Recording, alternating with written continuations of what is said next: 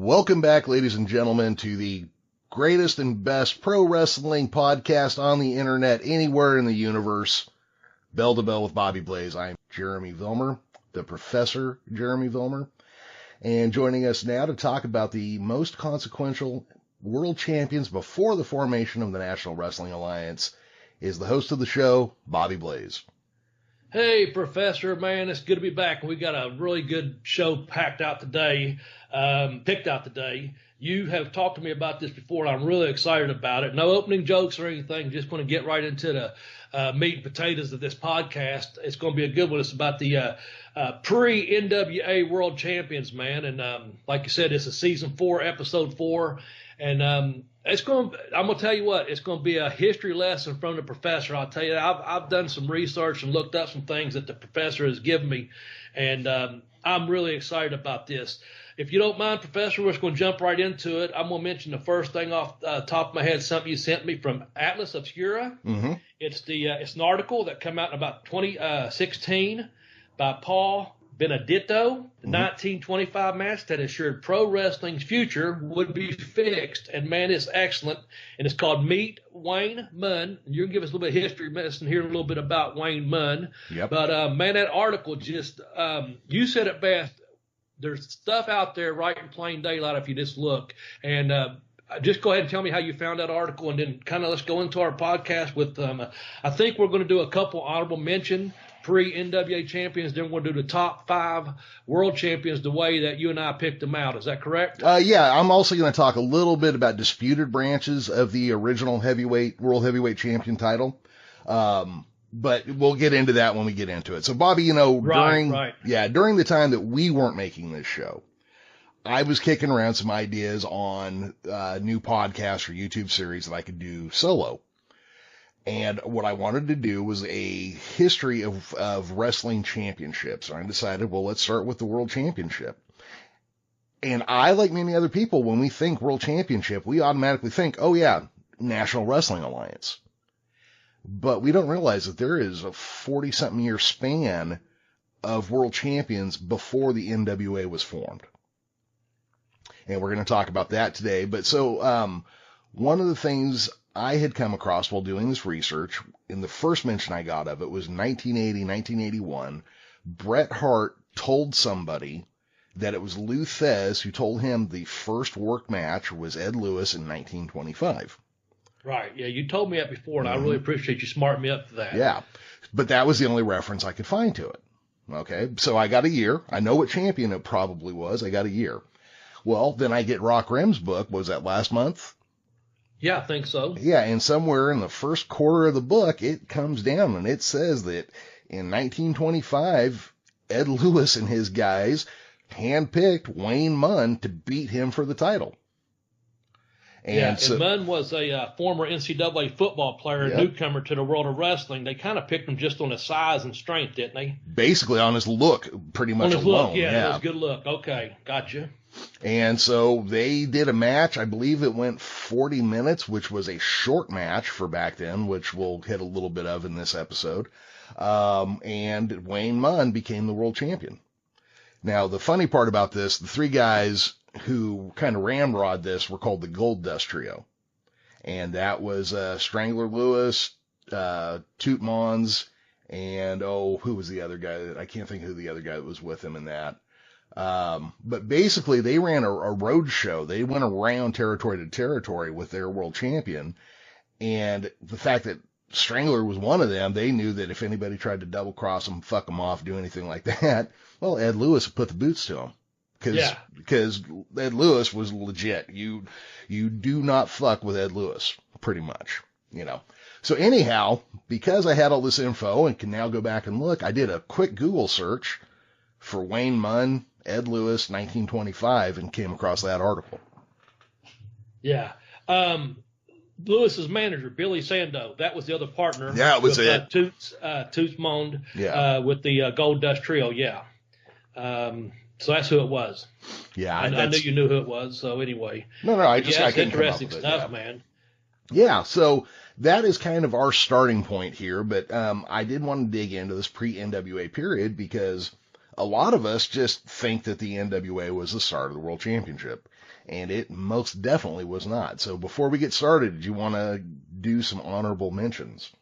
Yeah, I think so. I think we picked out a couple of them, and that was the first one was the Golden Greek, Jim Londos. Is that correct? Londos, yeah. Londos. I'm sorry, I couldn't read my either.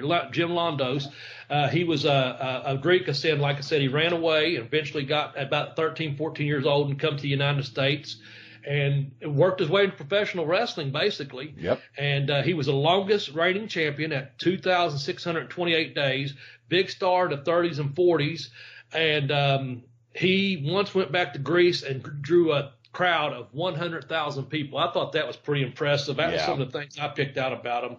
And I know you've got a little bit more about his run there, I think. But that's what that's the main things I picked out about him to be our honorable mention. Yeah, I mean, Jim Londos, I mean, we're going to talk a little bit about, how guys have the look. Go look at a picture of Jim Londos. He looks like Flash Gordon or Superman or something. I mean, he looks like he's right out of the pages of a movie magazine, And so, I mean, he was a legit guy because still at this time, you had to be a badass enough guy that you couldn't be double crossed while you were out there working, Right. And so Jim Londos really was, and I think we'll probably talk about him more throughout different episodes as we go now that we have this history. And absolutely.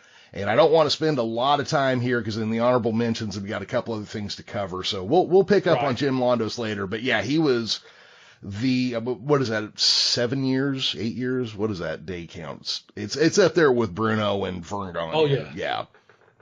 Our next honorable mention, and again, folks, we're going way back. This is pre-NWA, and you're going to hear a lot more about this gentleman in the next few weeks, I'm sure. Mm-hmm. And that's the great Lou Thez, who was 22 times world champion. Of course, he was a 3-time NWA champion. Mm-hmm.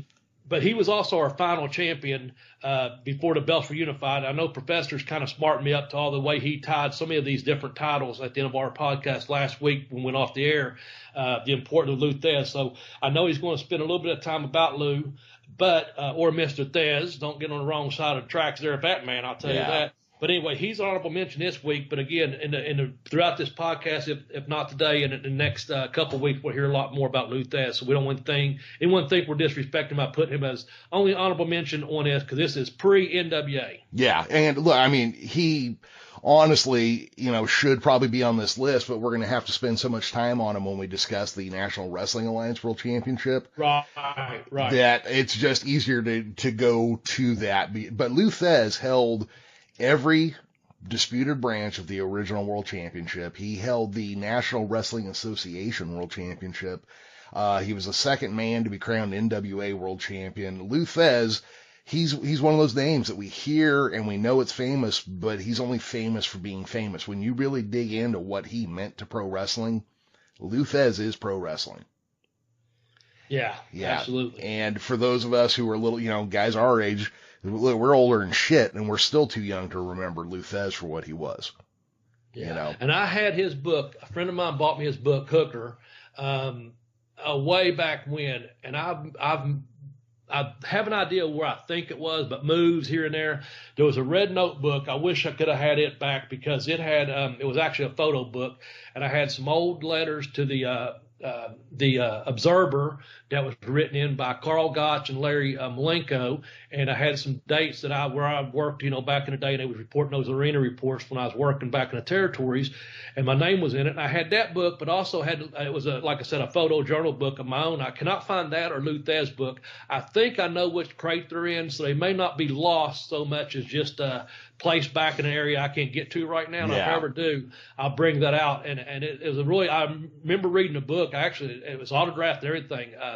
A gentleman sent that to me as a gift one year for my birthday. I was probably about 35 or 36 at the time when I got that. And I just misplaced those. And I'm not really bad for misplacing things. Believe me, I've got a lot of stuff that I probably just have kept way too long. But those two items I just have not been able to come across. And I've got an idea where they are. I just can't get to them right now. Right. So anyway, didn't mean to go off on that tangent. Oh, no. Also, just anyway, before we get into this, Jeremy, I want to say a couple little things. I know we're coming to you now through Anchor.fm Bell to Bell Blaze, right? That's yes. our new host. Okay. Yes. You want to talk a little bit about that or drop in some lines for us? Because I know we got to put that over here at the top of the hour or whatever. All right. So that was about Anchor FM. But, Bobby, as you were pointing out to me, you can find us at how many other places? Oh, my goodness. I know, okay, you've got a whole list of them. And I know we're on Instagram now at Bell to Bell Blaze. I know we're on the podcast. We're on Apple iTunes. We're on Google Play. I popped the other day because we're on iHeartRadio. And, yes, we're on Spotify. Yep. And there's a bunch more. So, in addition to the anchor.fm /Bell to Bell Blaze, you can find us on anywhere you can get any of the top podcasts throughout the world. You can find us on all those, man. And I popped again. I popped for iHeartRadio. I don't know why, but I did. But and I'm glad we're on Spotify too. I mean, we're not Joe Rogan getting some $100 million deal, but we are on Spotify. So find us, tell your friends, because our numbers are growing again. We lost a few listeners here and there worldwide once we took a few months off there, unfortunately. But we're back, man, and let's build our audience back. So share the Instagram with a friend. Let people know, hey, these guys are on Spotify and Google Play and Apple iTunes and all those different things, man. And also you can find Jeremy on Twitter at The Geekish Cast. You can find me on Twitter at Bobby Blaze 744. And there's a joint account out there on Twitter that's Bell to Bell Blaze. And like I said, we mentioned Instagram. The professor here has got an Instagram channel or page or whatever you call it there. What are those? On air. Yeah. And I'm going to start joining it this week. I've got some stuff I'm going to start adding to it. We're going to do memes and wrestling things, and I've got some T-shirts I'm going to post on there and just some pictures, and we'll keep it all professional wrestling, all under the Bell to Bell Blaze stuff. So we hope to build all that stuff back up.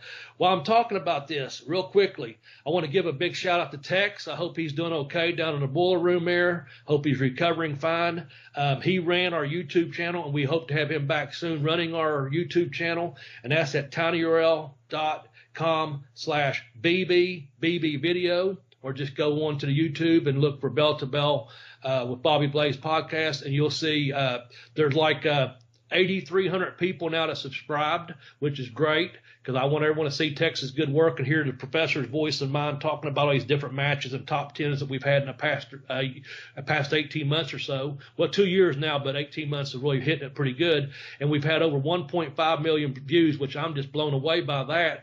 And actually, a couple have been taken down, our legitimate tough guys. We had a top 10, and our number one was Ming, and it had over 150,000 views, I think, and they took it down. But the rest of them are up. I think Orndorff's hit like 200,000 now on legitimate tough guys. Check all those out, though, at the Bell to Bell, or excuse me, at the tinyurl.com BB video. Yep.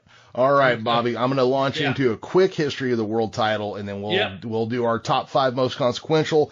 This is not our favorites. This is not the best. This is not anything like that. These are the 5 we think are the most consequential in this countdown.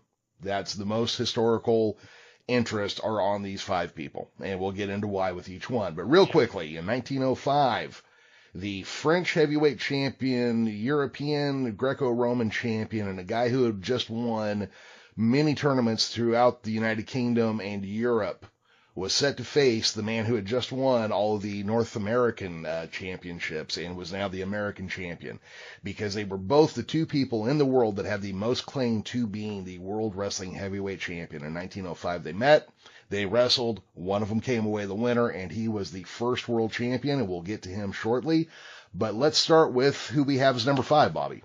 Okay, number 5, coming to you from Dodge, Nebraska, 6'1", 220 pounds. The world's youngest champion at 22 years old is Joe Stetcher. Joe Stetcher.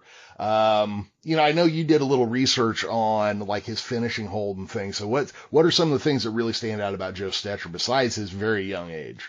Yeah, he had the great leg strength. That's what he had some older brothers that wrestled, and it became evident that he was going to be the best wrestler of the family once he started beating his middle brother. And he had this, he was known as a scissors king. Mm-hmm. He used he would take them big 100-pound sacks of feed and squeeze them between his legs until they burst. And I thought that was pretty impressive. And of course, that went right along into his finish in wrestling. You had to stay away from his legs. He would do a double leg dive takedown, but if he got you in his legs with the body scissor or leg scissor, call it either one. But if he put them around you, he would just, especially if you ever been in, and I've been in one before, and I put someone in a leg scissors. If you're squeezing, I mean, you can be working, but we're talking shooting here. If you feel that person, you can feel their breathing. And if you got that kind of leg strength, once they let out that breath and their diaphragm goes in and you can lock down even more, you can't get another breath. You're tapping out or passing out one or the other.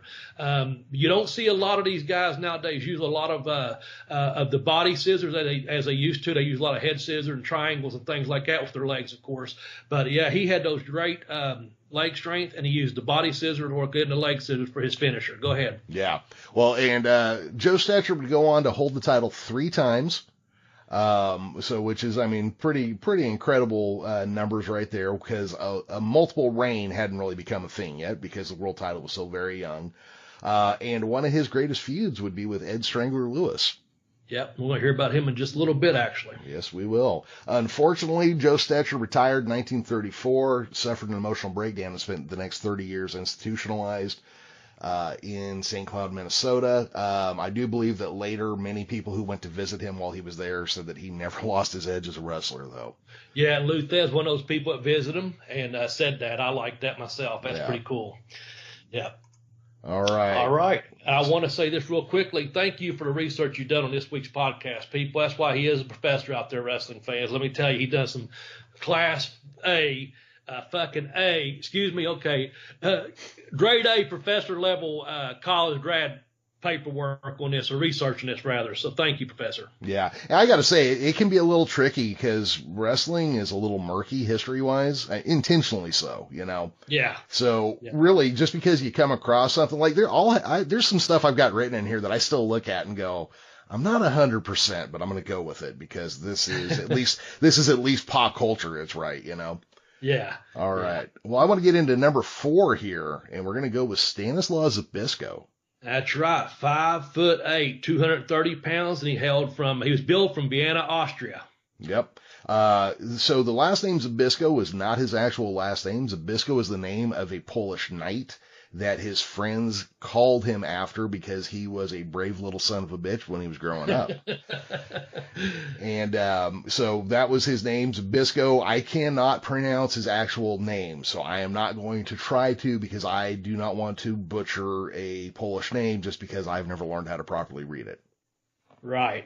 That's okay, because I was going to have a hard time saying Stanislaw, and you smartened me up how to say that pretty correctly for a hillbilly there. Yeah. But he was also the world's oldest champion at 46 years old. I thought that's pretty impressive. Yep. But he was, as you written down there, he was recruited by the Gold Dust Trio too, to put him back, what do they do there? They put him on the, how do they do that? Well, he beat Ed Lewis for the title.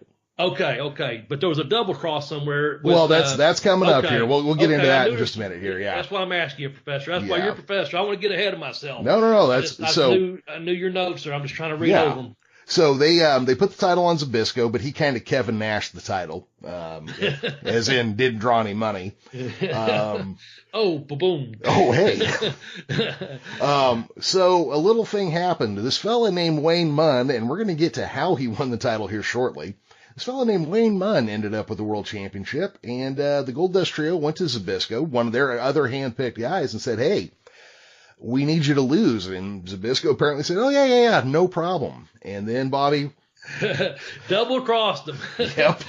and he knew, and that's the thing, some of them old-time wrestlers, they didn't like, quote, showmen or muscle men or people that couldn't legitimately wrestle. They didn't really have a lot of respect for that. They knew that he had been picked based on his look. Mr. Munn had, even though, he beat Ed Strangler Lewis, as we'll find out and stuff. But, so he went to the ring. He basically, gave him the handshake of, a gentleman's agreement, if you will. I'm going to do the job because I'm not drawing or whatever. And he was like, but that didn't happen. He just double crossed him, and he knew he could out wrestle Wayne Munn. And he did beat him, and that was that. So it was a fucking double cross. There you go. Yeah. So, So the first, as far as we can tell, the first screw job in pro wrestling. This was it. It was Zbyszko versus winning the Munn. business for himself. Yeah. Like legitimately. Yeah. He refusing to lose to a non-wrestler. He agreed to take the loss and then went in and put the boots to him. So Zbyszko, because of this, was world champion twice. I don't know. I have to assume his first win was worked, but we don't know for sure. But he was world champion twice. Also, when Gotch got over on him, Frank Gotch is dirtier than I realized, man. So Frank Gotch jumped him during the handshake and got a pin in like 6.4 seconds. Yeah, well, he probably knew. Yeah.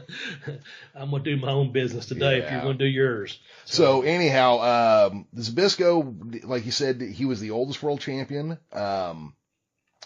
And he was cited by Ed Lewis as one of the best legitimate wrestlers of all time. And of course, the living legend Larry Zbyszko would go on to take Stanislaw Zbyszko's last name for his own. Yep, and we're going to have Zbyszko on some future episodes, we hope. We got, some other seasons planned out, and Larry Zbyszko's name came up on that. So we'll see. So stay tuned to this podcast, man. We're just working our way back into things. And got a lot of fun stuff. Like this here, man, this is just amazing. It's history. I've heard different things, and I'm going to go ahead and tell you number 3, because this is probably the first name that I heard when I was younger and became a wrestling fan. It was a name that was around still. Of course, we'll get to another name I've become quite familiar with. But number 3 is Ed Strangler Lewis, 5'10", 265 pounds, from Nicosia, Wisconsin. I hope I said it. Nicosia, Wisconsin. I hope I said that right. And he had the most title reigns. And I know before I was even in wrestling, this young wrestling fan, people referred to Ed Strangler Lewis all the time. Just whether I watched him on TV or if an old timer, say, hey, I remember Ed Strangler Lewis or something like that. Yep. So that's probably one of the earlier names of a quote old timer name of original wrestlers that I remember hearing, especially when I got into wrestling and people, see me at the YMCA working out or something. And they say, older guys that were big wrestling fans way back when, these guys were like guys in their 60s and 70s that would watch us work out and stuff and just talk to him. And that was one of the first names I ever heard was Ed Strangler Lewis. Oh, yeah. And he was known for that headlock. Yep. Well, that's where he got the name Strangler from. Yeah. There you go. Yeah. So, he was a legendary tough guy. And like I said, so he and Toots Mond and, was it Billy Sandow? They did a touring show. So they were really people who got across the country. People got to see these guys in the shows they were running. So really that helped, raise their profile. Before we get into too much more of Ed Lewis here, I'm going to cover some of the titles he held, because by the time Ed Lewis comes along, the original version of the world title was not undisputed anymore. Okay. There was the Michigan, Illinois version of the world title. There was the original version, which had still stayed in circulation and was a title on its own. Bobby, there was also the AWA, American Wrestling Association World Heavyweight Championship. But the weird thing about this? What's that? It's not Vern Gagne. Well, I figured that. Yeah. But who knew the AWA was a thing before the AWA was a thing, Right. There was the Kansas City Midwest Wrestling Association World Championship. But then there was the Midwest Wrestling Association Championship in Ohio. So not only were there schisms from the original title, there were schisms in these broken off titles between territories as well. Right. And another title that Ed Lewis held was the New York State Athletic Commission World Heavyweight Championship. Yeah, and that's why we're, we'll go back to talking about Lou Thesz. We're going to talk about him, how he unified a bunch of these titles to eventually become the NWA, where we're going to get to eventually on one of our podcasts in the future. Yep. But yeah, I'm just looking at all those different ones. I'm familiar with, again, one of these things that you just hear about or you read about in magazines, just where I was at, I had no idea it went back that far, though, was the Midwestern Wrestling Association over in Ohio and the one up in the World Championship in Michigan. These are things I've heard about, Mm-hmm. as I was growing up. Then, of course, you probably expect that the New York State Athletic Commission, I'm sure that one was, excuse the motorcycle going by out there. But anyway, I'm sure some of those titles back then, with that, like you said, the trio traveling around, they probably, smoothed a few hands here and there too to get them shows over. Oh, I'm sure. Hand-picked so many of those people. Like we're talking about those double crosses. Now we're getting to some of those things where, going into business for ourselves and stuff, they're looking at it not so much as what they're looking at still. Don't smarten anyone up, but here's our thing. This is our fucking kayfabe mafia here, if you will. So here's a few dollars, look the other way, and there you go. Yeah. And this is our champion. But anyway, yes. Go ahead. So Ed Lewis, Toots Mond, and Billy Sandow, they had the Traveling Roadshow. The Gold Dust Trio is what they were called themselves. They had undercards that they promoted. They had full events they took around instead of just being a single act. Yeah. They created the first pro wrestling storylines. Feuds that they carried from territory to territory with them. Not only that, they basically held whatever world championship they had at the time. They had a hammerlock on it because they could just put Ed Lewis on anybody there and straighten them out. Right. But here is that thing we referenced earlier, Bobby. Yep. They found a fella. Why don't you tell us a little bit about this fellow Wayne Munn that they found? Oh, man, I've done put my notes away. No, I'll tell you a little bit. It's right here because you sent me that great article, and that's what I referenced earlier in the podcast was again, it's from the Atlas Obscura, mm-hmm. and they actually said, they picked him based on his looks. The Gold Dust Trio saw Munn, and their eyes turned to dollar signs. He had the size, the body, the look. He was everything they wanted for their next star. He just wasn't that good. Munn was a former football player with almost no wrestling background, but he had huge name recognition, as quoted by Mike Chapman. Anyway, he was a big man, blah, blah, blah. I'm just going to tell you some things like that. But basically, they was going to make money off of him and that Strangler Lewis, and that become our first, quote, worked match. Yep. Let me just kind of give you some background there if you want me to. How did that go, Jeremy? Do you recall that when I was just, let's see. So all the fans in the stands basically knew that there was no way this young guy could beat Ed Strangler Lewis, okay? Yep. So basically the crowd, they left that not amazed that he won, but they just knew one thing. Wayne Munn beat Ed Lewis, but there was a small problem. Wayne Munn couldn't beat Ed Strangler Lewis to save his life, okay? Right. There's just no way he could beat him. And so there's everyone knows pro wrestling today is a work, a planned event, a show, no different than a television episode or a film. And of course, boom, there's your first work. But it wasn't always this way, and that's why we're giving you all this history. But there's your first that we know of worked match. Is that correct, Professor? Yeah, the first one we can definitely point at and say this was definitely worked. And look, right. Boxing, baseball, everybody's had a couple cockamamias come through. This is just the first time we can look at it and say, okay, definitely pro wrestling started going in a particular direction with this group on this night in 1925. Yeah, you got to realize the 1919 baseball scandal had taken place already, and people were pretty aware. Sometimes boxing matches they went to an undercard, there was promoters booked guys that were up and coming, especially in their hometown and stuff, maybe throw them a tomato can here and there. Mm-hmm. But this is the first time that wrestling is like, okay, something just ain't right. Ed Lewis should have won this match, not Wayne Munn. So there you go. Anyway, yeah, I thought that was really interesting. No, it is. And can you imagine just being in that crowd? You've watched Ed Lewis just rip ass everywhere he's gone, and all of a sudden this kid comes in and gets him.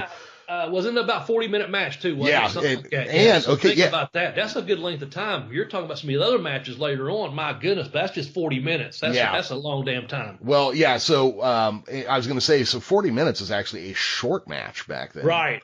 And that was one of the other things I'm sure that factored into this is that wrestlers probably got to looking around, going, guys, we're beating on each other for 5 hours a night. Yeah. And we're trying to do a touring show when, after you've had the shit kicked out of you for 5 hours, it's kind of hard to go work the next show the next day, Yeah. So I'm sure that's what factored into it. Go ahead. Oh, I was going to say, so, one of the things I wanted to reference just off of that was that Lewis and Stetcher had one of the longest matches of all time for the world title. It was 5.5 hours long. Jeez. Yeah. You can imagine that. Yeah. And so when go ahead. I was going to say, and you think some wrestling matches are slow today? Grab a hold, make them watch. Yep. So anyway, the Ed Lewis, just to give you kind of a finish here. Ed Lewis was known for his headlock. The professor and I looked at this. A couple of them looked more like a front chancery or what I'd call a front face lock. But nonetheless, he was known for his headlock, and that was his Ed Lewis's finishing hold. And apparently, it didn't work on Munn. You know, you can believe what you want, but Munn, he muscled a way out of it. And of course, that should have been his first cue into the fans right there. But apparently, he picked up Lewis and threw him over the out of the ring. I don't know if he went over the top rope that first time, but he threw him out of the ring. And I guess his manager said, you know, hey, we need more time. He's hurt or whatever. And I think they put like 5 minutes in there, if I'm not mistaken, on that first match. But when he came back in the ring, because let's see, he tried to say, you know, look, just end the match because it's illegal to throw him out like that. And, of course, the referee didn't go to it. He actually gave him 15 minutes to rest and come back. That's what it was. It's 15 minutes. But when he did come back, Munn quickly lifted Lewis, slammed him to the mat, and won in less than a minute. So there you go. So he wrestled for apparently about, 25, 30 minutes maybe. Yeah. They got a 15-minute break there for Lewis to, quote, recover. But as soon as he did, Munn picked him up again, slams him, 1, 2, 3, and there's your worked match. And, of course, the champion was injured, or you start a storyline, so to say, basically, right? Basically, yeah.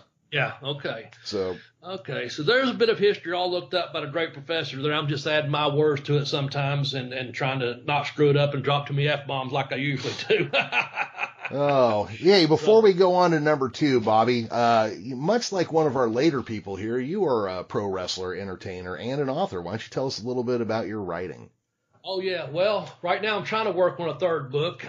Just taking my slow time on that, to be honest with you. But I've got 2 books out there as published right now. You can find them both on Amazon under Bobby Blaze Smedley. And I'm just going to give you a way that you can help the podcast out by getting a little bit of kickback. Professor and I looked it up last week after we went off there. Man, we don't get that much kickback, but I tell you what, every little bit helps. We're going to try to add it up. But my first book is called Pin Me, Pay Me, Have Boost Will Travel. And here's a way you can get a little help the show out. Go to tinyurl.com/blazebook1. Okay. And that's available on Amazon. You just make an extra click or you just type in tinyurl.com/blazebook1 and take you right to Pin Me, Pay Me, Have Boost Will Travel. My second book is called I Kicked Out on 2, The Educational Wrestler. You can find that, again, at tinyurl.com/blazebook2. And, again, I appreciate anytime you purchase a book. I appreciate it very much. You can also get a hold of me at Twitter at BobbyBlaze744, and I'll send you an autographed copy if you would like to have one that way. I've had a couple people do that, Professor. Some of our listeners have purchased the book on Amazon, had them shipped to me, and I hope they used the Tiny URL. And knowing this person, I think they did use our tinyurl.com/blazebook1 and blazebook2 because they had purchased the one on Kindle, and they asked me to sign both the books. We got to talking one day, and this person received many shout-outs on the program before, so I'm not going to mention. But anyway, nonetheless, they purchased it on Amazon, had it shipped to me, and then I autographed it and sent it out that way to them. So whatever works for you, either way would be great to sell some books, but also just to help this podcast get some kickback. Again, it's tinyurl.com/blazebook1 for Pin Me, Pay Me, tinyurl.com/blazebook2 for I Kicked Out on 2, The Educational Wrestler. I appreciate that very much. Absolutely. Yeah.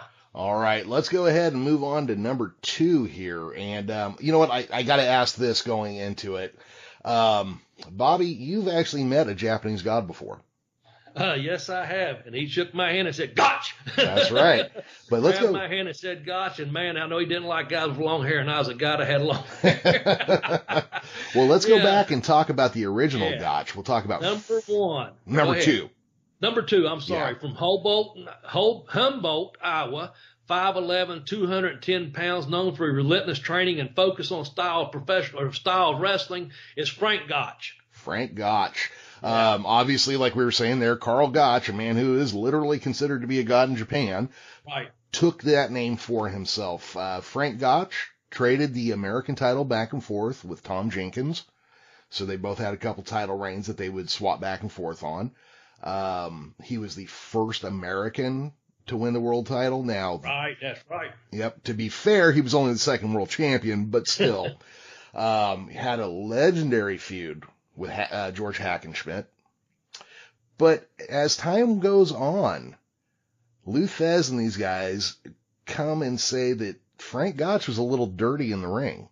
Apparently, telling me. Yeah, he'd headbutt people. Rumor is when he wrestled when he wrestled George Hackenschmidt, he punched him right in the nose. He showed up to the ring so covered in oil that Hackenschmidt couldn't really get a hold of him. An oil wrestler. Yeah. But this was new. Now, see, here's what I think. Absolutely. Here's what I think is kind of interesting, though. What if he was doing this shit on purpose? What if he was doing dirty to be a villainous character on purpose? I know it's too early. Yeah, I know it's too early for that to really be a thing, but maybe not. He was a showman. Yeah. He did do a play called Much About, which was him on stage talking about wrestling. I don't know. I know this too. He did a cross knee lock and an ankle lock. That was his finishing holds. Of course, I mentioned he was known for his relentless training and his focus on style of wrestling, universally regarded as one of the greatest of all time, and that's why Carl took that name. But also, he done a belly to back suplex, which eventually become known as a German suplex, because Carl, the German Superman, he'd get behind you and do that belly to back suplex, and you didn't get up from it, So that was a finish back in the day, and that's probably Frank Gotch's best known finish.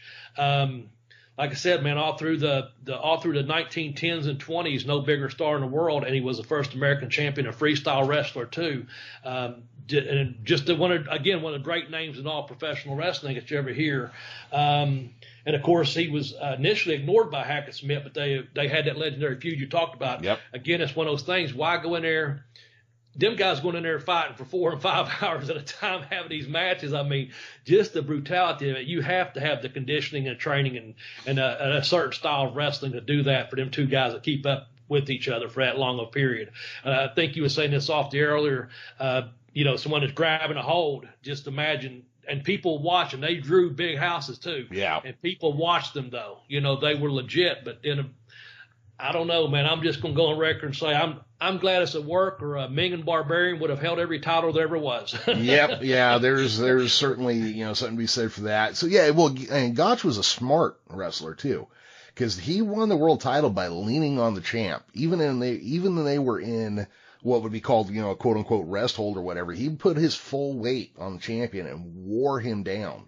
Yeah, and I tell you, that wears you down in wrestling. If another man even in a work atmosphere, and say a guy body slams you and goes for a pin, if he puts his body weight on you, you're now breathing for two men, not just yourself, you know. So anytime, especially like a rear naked choke or a front face lock or a headlock, if that guy's leaning in on you, man, you got to take care of you're trying to control your own breathing, your own conditioning that you've done for that match, your own style of wrestling, of course.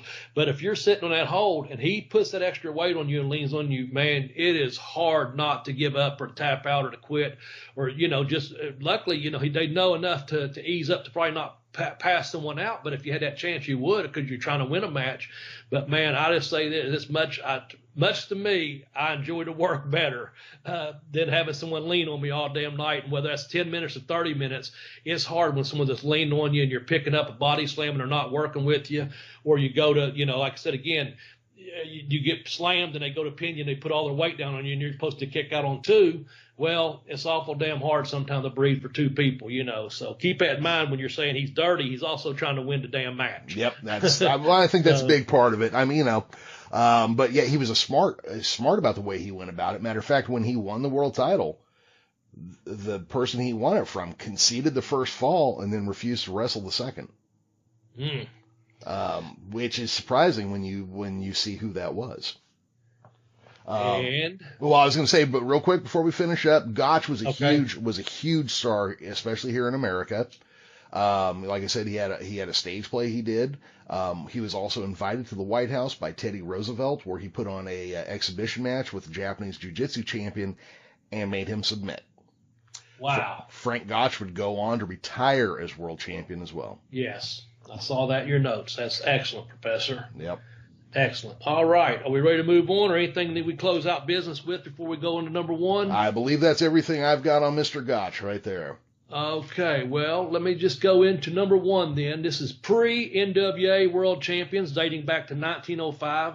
Number one, I hope I get this right too, on this from Tartu, Estonia, 5'9", 218 pounds, George Hackenschmidt, the world's first heavyweight champion. He beat Tom Jenkins in New York City.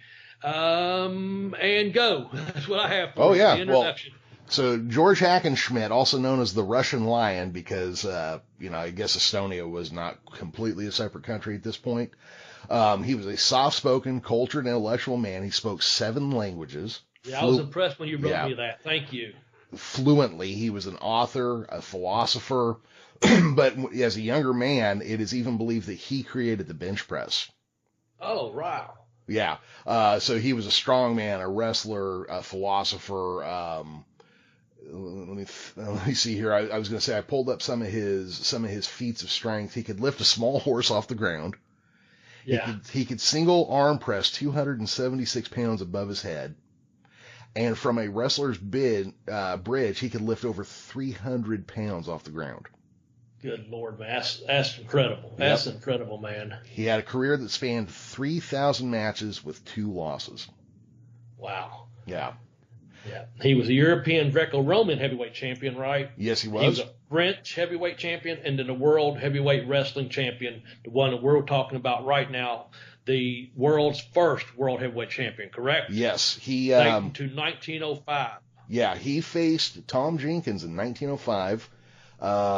Because Tom Jenkins had won all of the tournaments and titles and everything you could in the western part of the world, or the Western Hemisphere. And George Hackenschmidt had beaten everybody in Europe and the UK. So basically you had 2 men who could really claim to be the world champion at that time. Because they both they had everything that was available in catch wrestling, Greco-Roman style, and freestyle wrestling. They had all the tournament wins, all the titles you could have. So in 1905, they faced each other to see who the real world champion was, and it was George Hackenschmidt came out victorious. There you go. And again, let me just say this. Thank you, Jeremy, Professor Vilmur, or is that Valiant? I'm not sure. But anyway, I know one damn thing. This is why you're a professor. This podcast wouldn't have been possible without the professor's great research and also lead me to some great articles. Myself, not put myself over, but I will. Being a lifelong learner, I really enjoyed the last couple of weeks of having these notes and stories. Like I said, I referenced that one earlier. I really liked that article. It went back to 1925. The match that ensured pro wrestling's future would be fixed. Again, I appreciate that, and I appreciate all your hard work into this podcast. If you're listening, fans, please, wrestling fans, tell all the other wrestling fans about our podcast, The Bell to Bell with Bobby Blaze. Hit me up at Twitter at BobbyBlaze744. Hit the professor up at the Geekage Cast, or hit up our joint Twitter account at Bell to Bell Blaze. Again, look for us on Instagram at Bell to Bell Blaze. Got some really neat stuff we hope to be putting out really soon. Got some more podcasts coming to you next week. And Professor, I'm going to say it, and I'm going to let you close out the program. Thank you again for all the information that you sent me. Thank all the wrestling fans that's tuning in. We are getting our numbers back up. We do like our numbers going up because we hope you like what we're podcasting, man. And that's pro wrestling history for the next couple of weeks, and something we all love. And we've done this go all the way back to pre-NWA, to earlier times in professional wrestling, before it was a work, to through it was a work. We kind of smarten you up. And next week, I think we're going to be doing the top 5 NWA World Heavyweight Champions, if I'm not mistaken. Is that correct? Yes, we are. Okay, until then, I'm going to sign off by saying, people, please wear a mask, stay safe, stay strong, be good to each other, or be kind to each other, and that's my word. Thank you. Yep. Like Bobby was saying, next week we will be back with our top 5 most consequential National Wrestling Alliance champions. I do have to say that because there was another NWA that we'll briefly talk about next week. After that, we will cover the AWA, the WWF, and a few other titles. And that will be the end of our season, and we'll take a month off, and we'll be back with some new episodes after that. Please, if you got a friend who's into wrestling, tell them about Bell to Bell with Bobby Blaze. Make sure you listen to the show every chance you get. Rate and review us where you can. Spread the word. Look, we do this show because we enjoy it, but if we could make a little scratch off of it, we would do it even better. You know. And like Bobby was saying, yes, please, if you are going out in public, wear a mask. Also, feel free to pick up an Acme brand folding steel chair and hit anybody you see not wearing a mask. With that being said, for Bobby Blaze and myself, Professor Jeremy Vilmur, bye-bye, everybody.